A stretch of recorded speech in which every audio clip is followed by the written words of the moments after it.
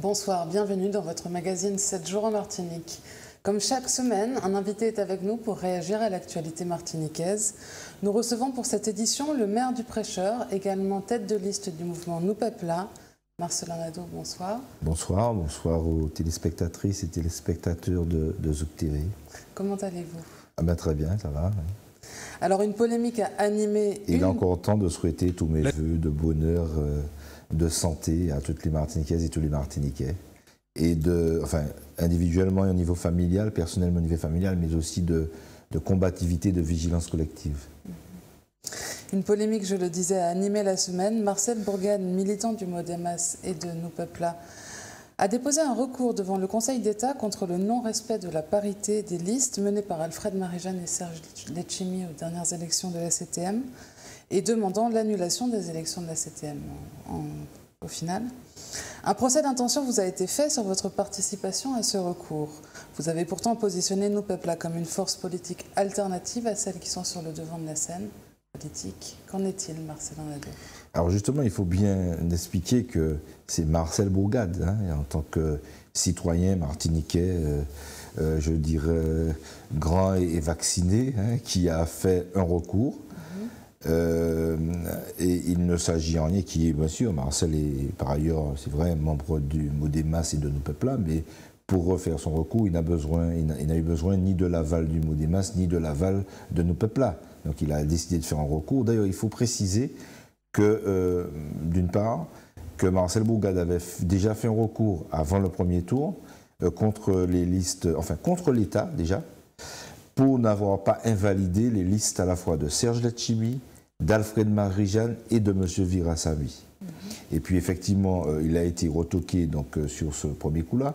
Et au second, il a encore sur le même principe, il a fait un recours à nouveau contre la liste de Serge Letchimy et celle d'Alfred Marie-Jeanne. Donc il ne s'agit en rien, et toujours contre l'État français, parce qu'il estime que le principe de parité n'est pas appliqué normalement en Martinique, alors qu'il s'agit d'un principe constitutionnel. Mais ça, c'est l'affaire de Marcel Bourgade. D'ailleurs, je ne savais même pas, je savais qu'au premier tour, il avait engagé, plus ou moins il comptait le faire, mais la deuxième fois, je ne savais même pas qu'il avait fait. Donc, vous voyez, c'est dire comment je n'étais pas, pour ma part, au courant, et qu'à Nous Peuple Là surtout, nous avons des procédures collectives. Nous décidons en Assemblée Générale, et y compris sur les histoires d'alliance, on a bien vu, c'est l'Assemblée Générale qui décide. Donc s'il avait été question à un moment pour Nous Peuple Là d'engager quelques recours que ce soit, ça aurait été avec l'aval des militants. Donc c'est dire que Nous Peuple Là n'a strictement rien à voir dans l'affaire. Et ce que je voudrais préciser par ailleurs, c'est que si Marcelin Nadeau est tel qu'on me connaît, si je souhaitais faire un recours, je n'aurais pas eu besoin de prête-nom, j'aurais fait le recours. Donc, c'est dire que ni Marcelin Nadeau, ni Nous Peuple Là, ni le Modémas n'est engagé dans un recours qui concerne Marcel Bourgade. Et après, alors bon, des gens ont dit, mais pourquoi n'avoir pas condamné? Mais je ne vais pas les condamner un recours, parce que bon, on fait croire que c'est l'élection d'Alfred Marie-Jeanne que Marcel Bourgade voulait faire annuler. Mais non, Marcel Bourgade a fait un recours sur la base du principe de parité. Je ne vais pas aller condamner quelqu'un qui dit, je fais un recours parce qu'il n'y a pas suffisamment de parité. Ce serait contraire à mes principes. Donc je n'ai ni avalisé, ni autorisé, ni accompagné le recours de Marcel Bourgade, mais je m'interdis de prononcer quelques condamnations que ce soit. Ça, c'est le problème de Marcel Bourgade qui ne concerne ni Marcelin Nadeau, ni le Modémas, et encore moins Nous Peuple Là. Voilà. D'accord. Mais cette polémique s'inscrit-elle par votre intermédiaire dans la querelle entre l'ancien maire de Sainte-Anne, Garcin Malsa, et le président de la CTM actuelle, Alfred Marie-Jeanne? C'est-à-dire que bon, les gens veulent entretenir une sorte de rive. Je crois que Garcin Malsa a fait le choix, un choix qui relève de la sagesse. Il a décidé de transmettre le flambeau, de me laisser aller monter en première ligne. C'est un choix qu'il a fait, ça n'a pas été le choix d'Alfred Marie-Jeanne. On sait tout ce qui s'est passé à Sainte-Anne au moment des municipales et on veut encore aller le chercher alors qu'il est en position de retrait. Vraiment, alors moi je crois que tout cela en fait, c'est pour faire diversion. Vous voyez, nous sommes là tranquilles dans notre coin, on leur a déjà expliqué qu'on ne veut pas faire de cancan. On ne veut pas aller sur le terrain des histoires. La politique, pour nous, est une chose trop sérieuse.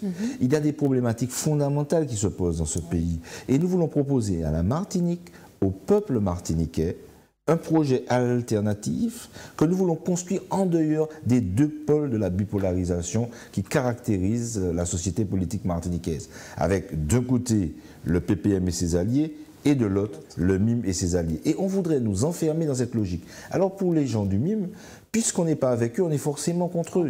Alors ce que je voudrais dire, c'est que nous ne sommes ni avec l'un, ni avec l'autre, et on veut me prêter je ne sais quelle collusion avec Serge Letchimy. Je le dis, je le répète, j'ai eu l'occasion de le dire. Si je voulais me rallier à Serge Letchimy, je n'aurais aucune honte à le faire. Et je l'aurais dit clairement. Mais ça n'est pas le cas.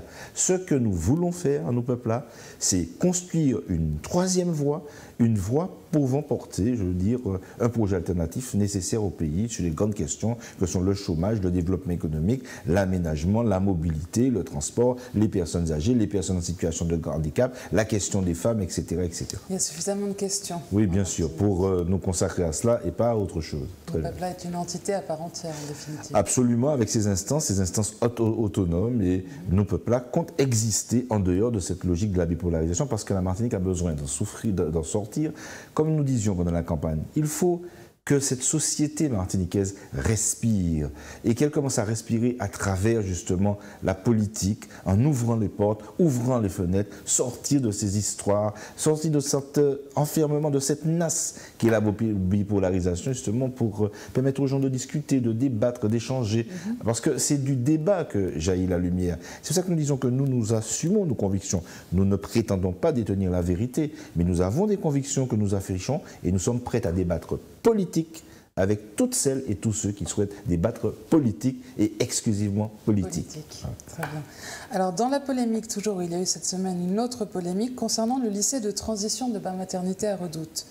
Un lycée en travaux destiné aux élèves du lycée Schellcher, normalement pendant les travaux de rénovation de l'établissement scolaire. Lundi dernier, dans l'émission Lundi Politique sur RCI, Sylvia Seissouten, la conseillère exécutive en charge de la jeunesse et de l'éducation à la CTM, annonçait l'arrêt des travaux. Une annonce loin d'être passée inaperçue, les réactions se sont enchaînées, mais jeudi, Yannick Granier s'est rendu sur le chantier. Et là, surprise, les ouvriers étaient au travail. Et les riverains étaient contents, ont affirmé qu'ils étaient contents des efforts qui avaient été faits pour arrêter les nuisances dues à ces travaux. La question du devenir du bâtiment demeure cependant.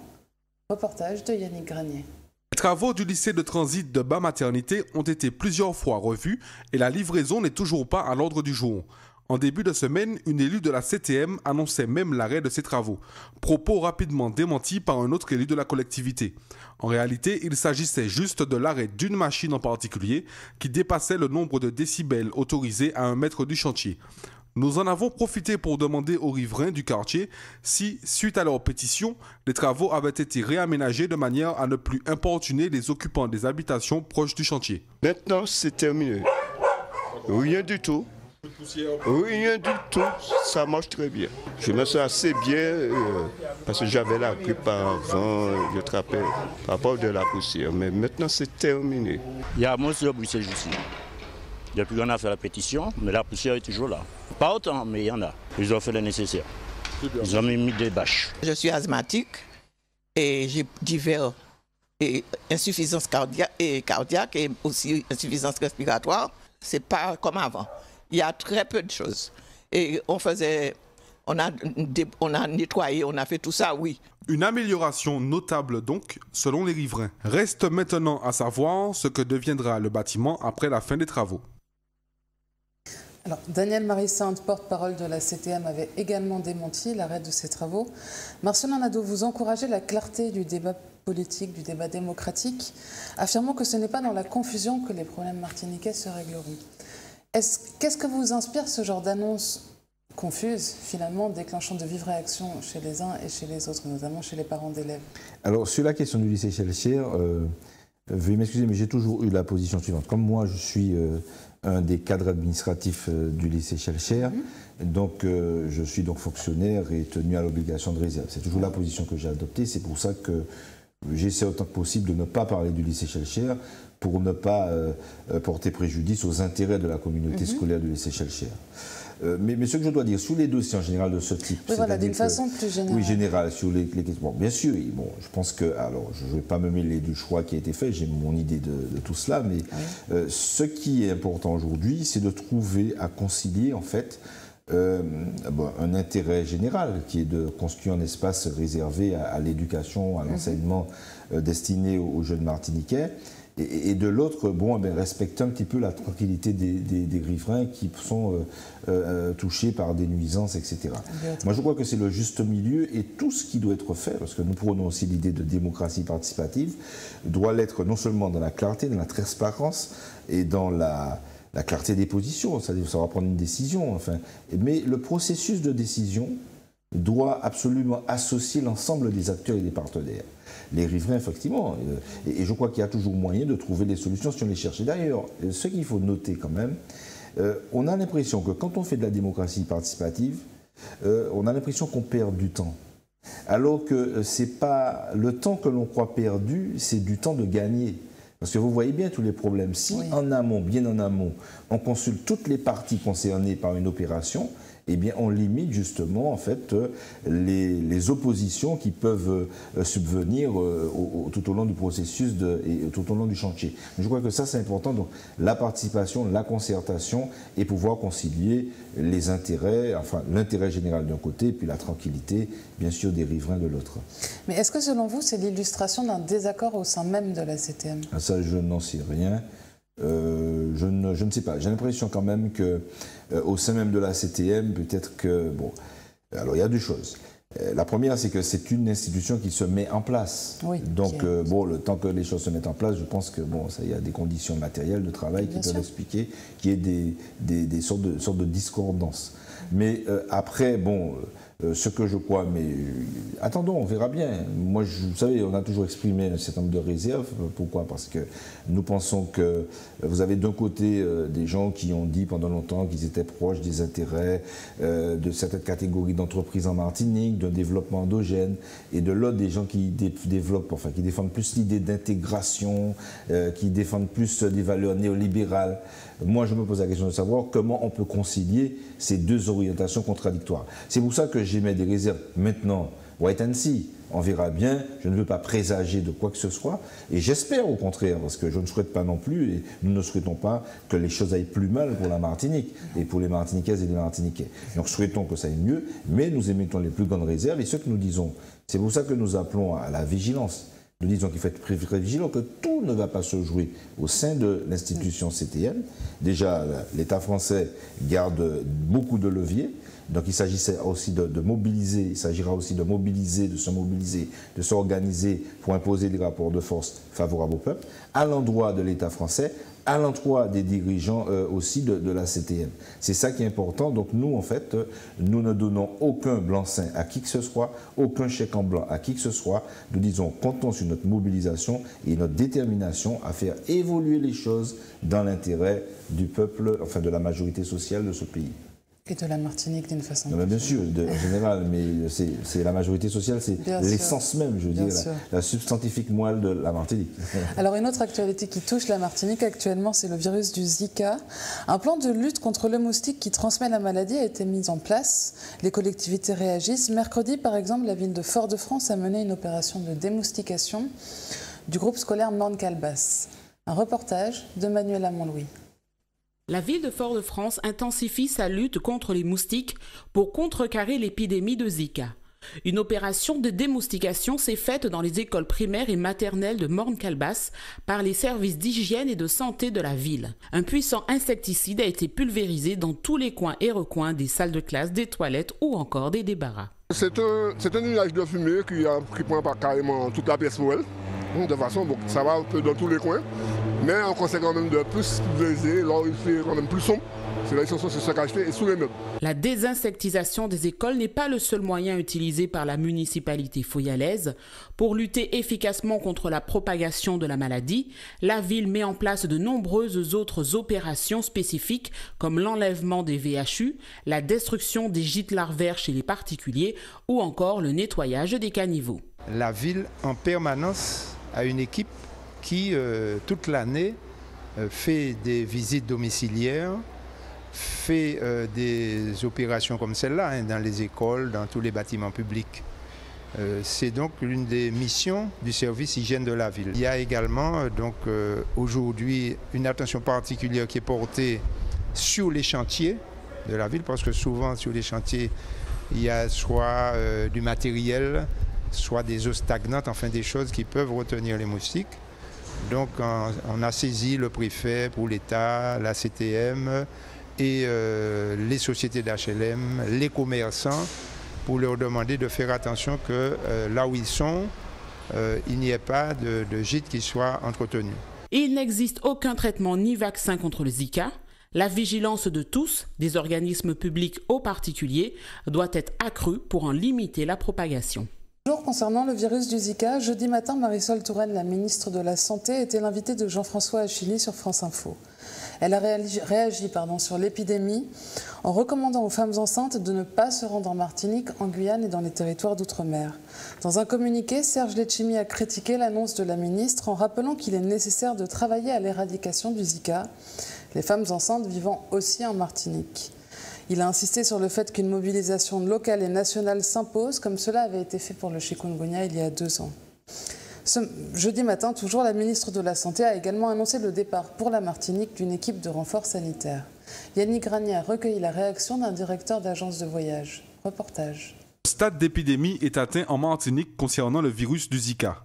Face à cette expansion du virus, le ministre de la Santé, Marisol Touraine, a fortement déconseillé aux femmes enceintes de voyager en Martinique, en Guyane, ainsi que dans les territoires d'outre-mer. L'épidémie de Zika concerne aujourd'hui tout le continent américain. C'est comme la dengue ou le chikungunya, une maladie qui est transmise par la piqûre du moustique. Mais dans des cas limités, elle peut être très grave. Je veux donc dire très, très fortement que des femmes qui sont en métropole, ici sur le territoire français en métropole, et qui ont prévu d'aller en Martinique, à la Guyane où il y a aussi l'épidémie, ou dans les territoires d'outre-mer. Si elles sont enceintes, je leur recommande de différer leur voyage. Je le dis très fortement parce qu'il y a un enjeu de santé publique. Nous sommes mobilisés. Une équipe de renfort sanitaire va partir dans quelques jours en Martinique pour évaluer les besoins complémentaires que nous apporterons aux hôpitaux et aux médecins dans ces territoires. Suite à ces propos, nous avons souhaité récolter l'avis de l'agence de voyage Nayaradou, tour opérateur présent depuis plus de 40 ans sur le territoire martiniquais. Écoutez, moi je trouve que le ministre de la Santé met la charrue avant les bœufs. Avant de jeter la probe sur la Martinique, elle aurait pu déjà commencer à déconseiller aux gens, dans ce cas-là aux femmes enceintes, et même aux gens, d'aller en Amérique du Sud et en Amérique centrale. Tout à fait par hasard, nous sommes en pleine saison, ce n'est pas un cadeau qu'elle nous fait. Je ne sais pas si elle a vraiment bien réfléchi. Une chose est certaine, pourquoi la Guyane et la Martinique et pas la Guadeloupe? Tant mieux pour la Guadeloupe. Bon, et Haïti est beaucoup plus affecté que nous. De ce fait, je pense que ce qu'elle aurait dû avoir fait, c'est conseiller aux femmes enceintes de prendre un maximum de précautions avec tous les produits qui existent, de dormir sur une moustiquaire, etc., etc. Sinon, ça voudrait dire que toutes les femmes enceintes de Martinique sont en danger. Alors j'attends qu'elle conseille à ses compatriotes de métropole de ne pas aller dans le sud de la France cet été. J'attends, parce que pour moi, le sud de la France va être atteint. Je ne comprends pas la démarche de cette dame. Compte tenu des événements internationaux, les Antilles profitent d'un rush touristique cette saison. Heureusement, les femmes enceintes ne sont pas pléthores à voyager pendant leur grossesse. Marcelin Nadeau, nous sommes en pleine saison touristique qui s'annonce bonne d'ailleurs cette année. Comment interprétez-vous ce genre d'annonce faite par Marisol Touraine, la ministre de la Santé? C'est très grave. Et c'est toujours la même chose. On a l'impression que nous sommes en fait des citoyens de seconde zone. Et si on imagine un seul instant qu'il s'est agi d'une épidémie à Paris pouvant concerner les femmes enceintes, est-ce que Mme Touraine aurait fait la même déclaration disant aux femmes du monde entier ou d'autres régions de la France de ne pas venir à Paris? Je ne le crois pas. Et c'est toujours le même problème. Il ne s'agit pas non plus, évidemment, de sacrifier la santé des gens sur l'autel des intérêts économiques ou touristiques. Mais je crois, bien évidemment, qu'il y a quand même un secteur économique qui est par vitesse de croisière là, actuellement. On est en haute saison. Oui. Donc, il y a des précautions qui peuvent être prises. Il y a des répulsifs, il y a des moyens, et puis il y a des femmes enceintes aussi qui vivent en Martinique. Surtout. Ça veut dire que les problèmes de santé publique dont elle parle, eh ben, ils valent pour les personnes qui vivent en Martinique comme pour les autres personnes. Et M. Narayado a parfaitement raison lorsqu'il dit que c'est inadmissible. Et je crois qu'il faut qu'on ait une réflexion sur ce genre d'attitude. Évidemment, je condamne cette attitude. Je crois que... et puis c'est vrai, pourquoi il y a aussi... Elle ne parle pas d'Amérique du Sud, elle ne parle pas des autres pays où les touristes français voyagent, où les femmes enceintes françaises peuvent voyager. Pourquoi cibler la Martinique et la Guyane? Bon, on ne comprend pas. Donc moi je crois que la question du Zika, il ne faut pas la prendre à la légère, mais je pense qu'il faut aussi, sur cette question du moustique tigre, parce que c'est lui qui est vecteur de différentes maladies, il faut absolument qu'on fasse de la prévention dans notre manière d'entretenir nos espaces, notre manière d'entretenir l'environnement de nos maisons, etc. Je crois qu'il faut que les Martiniquais soient conscients des conséquences de ces maladies vectorielles portées par le moustique en question, tant sur le plan de la santé, c'est d'abord notre préoccupation première, mais sur le plan de l'économie, sur le plan, etc. Bref, cette question est transversale et je crois qu'il faut absolument la prendre en compte. Mais cela rejoint aussi la question du réchauffement climatique. Quand on parle de développement touristique, on ne peut pas faire, et d'autres choses d'ailleurs, on ne peut pas faire abstraction de la question du réchauffement climatique, parce qu'on le sait bien, un certain nombre de maladies, de virus vont progresser par le fait même du réchauffement climatique. Et c'est pour ça qu'il faut absolument que nous ayons d'ores et déjà une réflexion sur l'impact que pourrait avoir le réchauffement climatique, par exemple sur les plages. On a bien vu avec l'érosion côtière, les phénomènes cycloniques, etc., les problèmes de maladies, notamment des maladies vectorielles. Bref, je crois qu'il y a un certain nombre de problématiques qui relèvent de cette question du réchauffement climatique et c'est pour ça que cette question ne doit pas être évacuée. Et bon, on l'a bien vu sur la COP21, bon, il y a un accord qui a été signé, mais on sait bien qu'il y a une réticence des uns et des autres. Et je crois qu'il faut prendre conscience, surtout nous-mêmes, nous qui sommes des insulaires, nous qui vivons en milieu insulaire, mais il faut prendre conscience de l'importance de ce problème qui est le réchauffement climatique. Ce n'est pas un détour que je fais, parce qu'il y a une liaison, une relation effectivement entre ces maladies vectorielles et la question du réchauffement climatique aussi. Alors, récemment également, l'invitation du président Alfred Marie-Jeanne à l'émission Toute une histoire sur France 2 a été refusée par la production. Alfred Marie-Jeanne, qui était à Paris pour rencontrer le Premier ministre comme chaque président de région française après les élections, a été reçu par la ministre des Outre-mer, Georges Paul-Langevin, alors que Harry Chalus rencontrait Manuel Valls. Puis, jeudi, l'annonce de Marisol Touraine recommandant aux femmes enceintes, ce qu'on a vu tout à l'heure, de ne pas venir en Martinique. Marcelin Nadeau, comment interprétez-vous le cumul de ces événements? Vous sentez-vous visé, vous, en tant que Martiniquais? Alors, j'espère il ne s'agit pas de ça. En tout cas, quelles que soient les divergences que je pourrais avoir avec Alfred Marie-Jeanne, je n'accepterai pas que il soit victime de la part du gouvernement français. Effectivement, je ne comprends pas qu'on reçoive Chalus et pas Alfred Marie-Jeanne. Ça qui est bon pour soi, bon pour Cana. Et je n'accepterai pas, quelles que soient les divergences, que parce que Alfred Marie-Jeanne, comme s'agissant de l'émission d'Antenne 2, notamment avec Ursulé, je ne sais pas pourquoi, mais si on refuse d'accepter ou d'accueillir Marie-Jeanne par le simple fait qu'il est un indépendantiste, s'il y a une stigmatisation de l'indépendantiste que serait Alfred Marie-Jeanne, je dis que je m'opposerai à ça et je serai solidaire d'Alfred Marie-Jeanne. Il faut refuser cette forme de discrimination qui pourrait venir de ce qu'Alfred Marie-Jeanne serait un indépendantiste. Moi, si c'est ça, effectivement, je serai solidaire d'Alfred Marie-Jeanne et je serai prêt à condamner une telle forme d'ostracisme à son endroit. Ça, c'est clair. Les divergences, nous avons des divergences, nous débattons politique, mais je n'accepterai pas, parce que j'aurai des divergences avec Alfred Marie-Jeanne, qu'il soit stigmatisé ou qu'il soit victime d'ostracisme parce qu'il serait indépendantiste. Ou opposant au gouvernement français actuel. Oui. Mais iriez-vous jusqu'à parler du lancement d'une campagne contre la Martinique ? Moi, je ne pense pas. J'espère que non. Je pense qu'il y a peut-être en arrière-plan, on voit bien Valls et ses orientations un peu droitières, on voit bien l'attitude de Valls face aux Corses.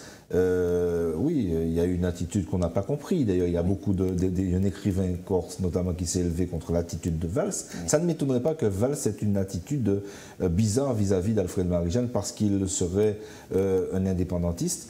Mais bon, j'espère que bon, dans la gauche française, il y aura quand même, y compris au sein du Parti socialisme, j'espère qu'on pourra trouver des voix pouvant s'élever contre cette attitude qui est complètement antidémocratique, et si je me réfère aux valeurs de Valls lui-même, complètement anti-républicaine, puisqu'Alfred Marie-Jeanne a été élu. Tout à fait. Et retrouver un peu de hauteur dans la politique Absolument, nationale. Tout à fait. Et sortir de ces guéguerres imbéciles. Alors, sans transition, cette semaine, dans le cadre de son programme de coopération dédié à l'environnement, nous en parlions tout à l'heure, la ville du Lamentin a accueilli 3 spécialistes cubains de l'éducation à l'environnement. Mardi matin, ils ont rencontré des enfants de l'école Pierre Zobda Kidman. Un reportage de William Zali. Dans le cadre de son programme de coopération dédié à l'environnement, la ville du Lamentin accueille depuis le 21 janvier 3 spécialistes cubains d'éducation à l'environnement. Au programme, des activités ludiques et pédagogiques innovantes pour une meilleure sensibilisation à la préservation de l'écosystème, notamment celle de la mangrove. Une rencontre d'échange avec une délégation cubaine, vu le projet de coopération sur la biodiversité avec Cuba. Nous, notre thème sur cette école, justement, est basé sur la biodiversité, puisque nous travaillons le thème coup d'œil sur la biodiversité et l'embellissement de notre école. On a fait un test auprès des enfants qui nous ont encouragés, car ils connaissaient beaucoup de choses au niveau des palétuviers, au niveau des êtres vivants sur la mangrove. Qu'est-ce qu'il doit faire l'homme pour protéger la mangrove? On doit tuer les moustiques. Il ne faut pas jeter des trucs de courant de la mangrove. Il ne faut pas jeter les papiers. Il ne faut pas jeter les papiers. Question. Quels sont les différents types de palétuviers? Il y a rouge, gris, noir, bleu, jaune. Oh non, pas jaune. Il y a blanc et puis il y a un palétuvier marron. Damien, lui, nous a expliqué son dessin. C'est la mangrove avec les oiseaux et le crabe et les poissons. L'équipe animation en charge du périscolaire va bénéficier durant cette période du savoir-faire cubain en termes d'éducation à l'environnement. Plusieurs sessions de formation théorique et pratique seront organisées à l'attention des animateurs et directeurs périscolaires, favorisant ainsi l'acquisition de nouvelles compétences. Alors Marcelin Nadeau, est-ce important pour vous de faire découvrir aux jeunes générations leur environnement de vie, finalement, pour leur faire comprendre la nécessité de le protéger et d'en prendre soin? C'est très important. D'ailleurs, au Prêcheur, notre projet éducatif local ou communal, dans le cadre des activités périéducatives, était centré sur la question du respect de soi, respect de l'environnement et respect des autres. Et je crois que c'est important de sensibiliser les enfants aux problématiques environnementales très tôt, parce que c'est les enfants, enfin on travaille aussi pour les générations futures, donc elles font partie de ces générations qui auront à assumer le devenir de l'humanité et de la planète. Donc je crois que c'est fondamental de les sensibiliser. Je salue ce type d'initiative. Et puis un autre volet, c'est l'aspect coopération caribéenne.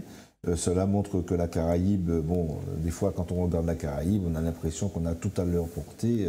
Et ça nous touche. Bon, on va me dire que Cuba est peut-être mieux considéré que d'autres. Mais quels que soient les pays de la Caraïbe, je crois qu'on a à leur apporter, mais ils ont beaucoup de choses à nous apporter, s'agissant notamment des questions environnementales.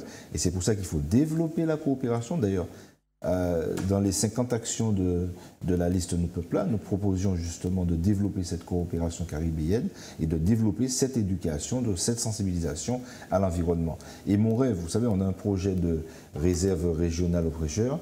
Mon rêve serait qu'autour de cette réserve, on ait la possibilité de développer des activités éducatives destinées au jeune public, comme c'est le cas dans votre reportage, mais destinées aussi à toutes les générations pour reconnaître, pour apprendre ce qui est la biodiversité marine, ce qui est l'écosystème marin, la mangrove, les écosystèmes forestiers, que nous ayons cet espace d'apprentissage et de découverte de l'intérêt, de l'importance de la nature. Parce que quand on dit environnement aussi, c'est qu'on s'exclut, on s'extrait déjà.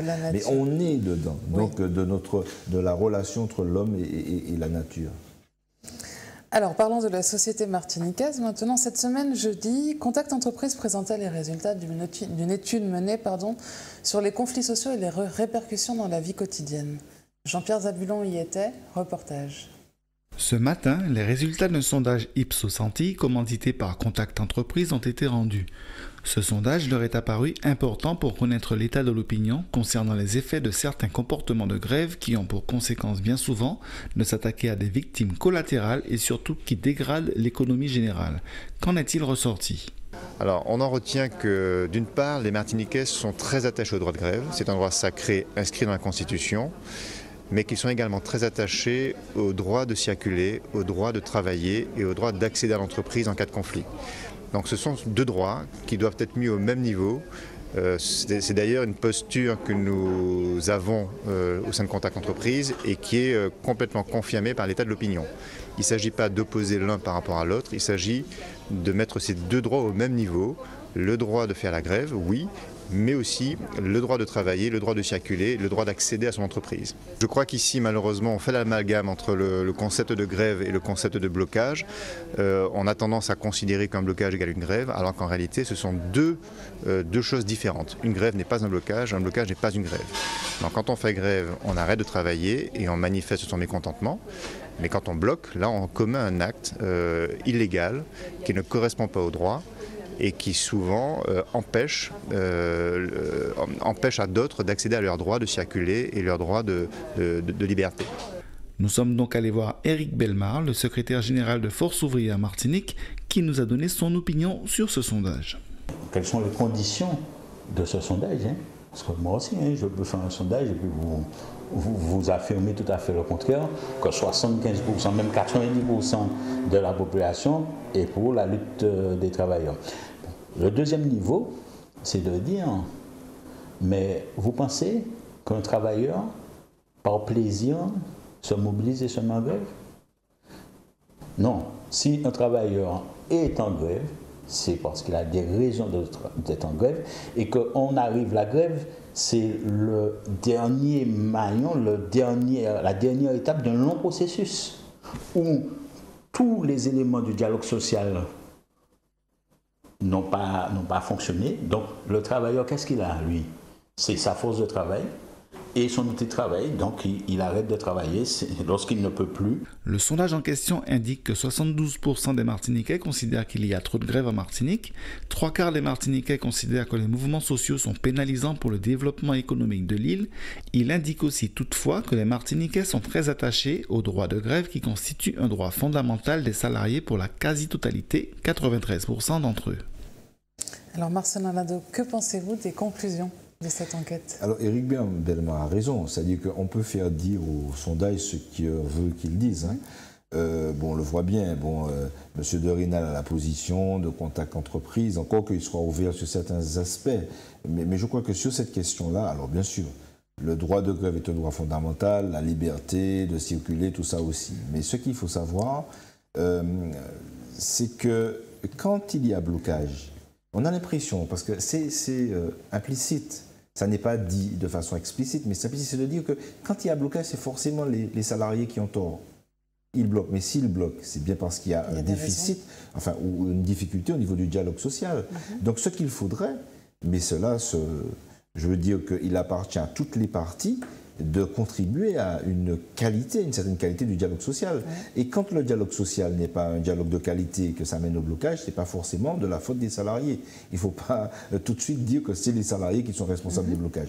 S'il y a blocage, c'est parce qu'il y a un problème au niveau du dialogue social. Et pour éviter les blocages, il faut améliorer le dialogue social.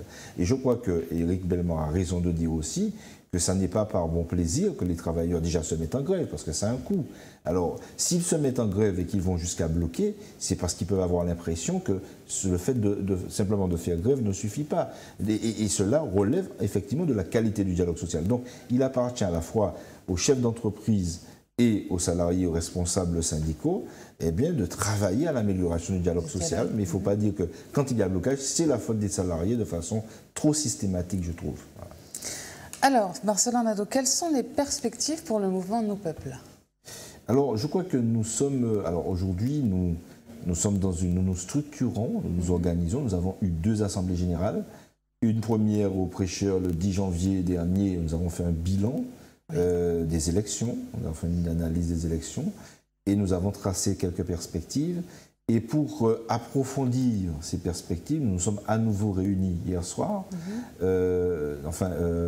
jeudi soir du moins, à la FOM, et nous avons pu mettre en place donc une coordination provisoire qui se dotera d'un secrétariat provisoire.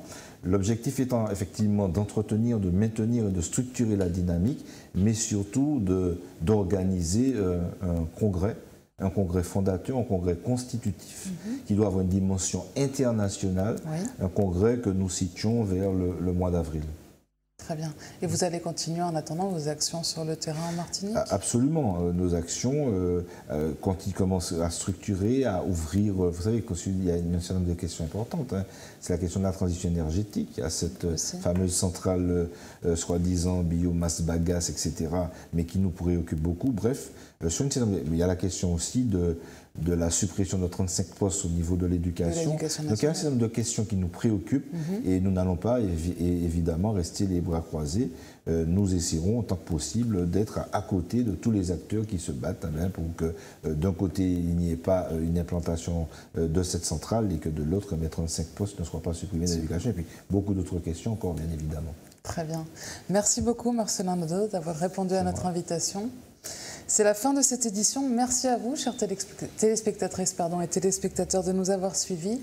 Passez une agréable soirée sur Zouk TV. À bientôt.